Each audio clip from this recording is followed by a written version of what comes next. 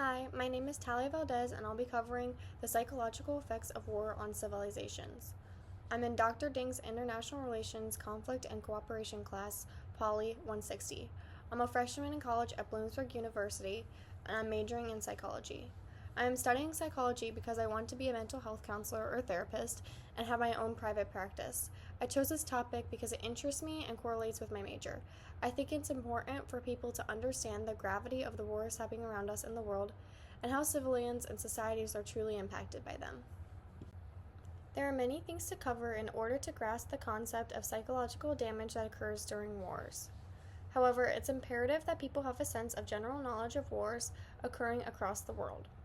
I want to cover some statistics as well as incorporate analysis that I have found during my research on damage that occurs on the psyche, including common disorders and emotions that arise during wars, as well as recovery and prevention of psychiatric trauma and how it correlates to international relations as a whole. It is common knowledge that humans are intertwined as well as involved within wars, which then generates many mental health problems, leading to struggling civilians, soldiers, and leaders. The impact of war on civilizations as a whole is drastic and causes many traumatic events. All of this can be assumed, but it's essential to dive deeper into the way that wars truly impact the human mind. Civilians specifically are going to be my main focus for today.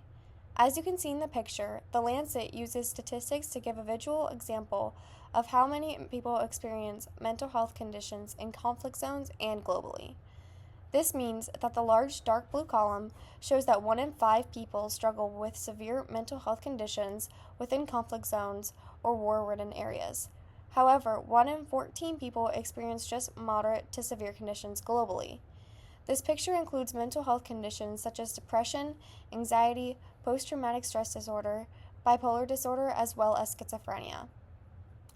To put this into perspective, it shows that conflict areas generate numerous variations of mental health disorders and conditions more than normal.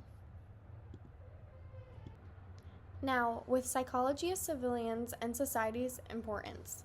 To understand why war is so harmful, the understanding of psychology can come into play. As we investigate the inner workings of the human mind during these time periods, some discoveries become more useful in today's society. In the journal Mental Health During Global Crisis by Mental Health America, we can find numerous vital pieces of information that relates to the harm war causes within the psyche. They state that the mental health of the civilian population is one of the most significant impacts of war and major conflict. This is why bringing attention to this subject is important.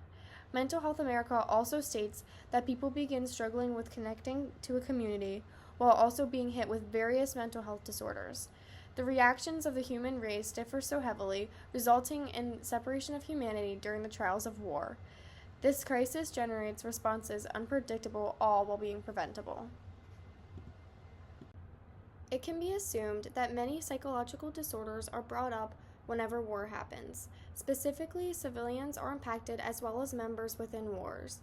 Some of the most common disorders that happen to the human psyche or mind during war is anxiety, depression, and PTSD, or post-traumatic stress disorder. The most common emotions that people experience are grief, anger, and guilt. Noticeably, none of these are positive and are unfortunately more common than one would think and can take a serious toll on a person. The Ox Journal describes that anxiety and depression typically affects around 40 to 50% of a population experiencing war, with anxiety often being more common than depression. A culture of stress post-war is also very common among communities trying to adapt after war traumas, as well as intergenerational trauma. Now that you're aware of some of the most common disorders that occur during wars and the struggles that people go through whenever it's happening, we can focus on recovery and prevention for ways to move past this. So a question is how can the civilians move past this? It's important that we look into self-care, support, therapy, and avoiding news platforms and community outreach to find a sense of community and feel better. Is there a way to stop these traumas overall? Stop war on innocent lives. War should be involved within the parties in the militia that are necessary and not on civilians and common people. I believe that the involvement of war on cities and societies that are not a part of the war is impacting the people for the worse. Due to this class being an international relations class, it's important to understand how the psychological effects of war on civilizations connects. The definition of international relations is the relationships between the world's governments in which it concerns people and cultures. They connect because the psychology behind the damaged minds and souls of the civilians involved with war that impacts the people as well as cultures is essential to understand. Those people and cultures are international relations, which are harmed during the courses of war and conflict.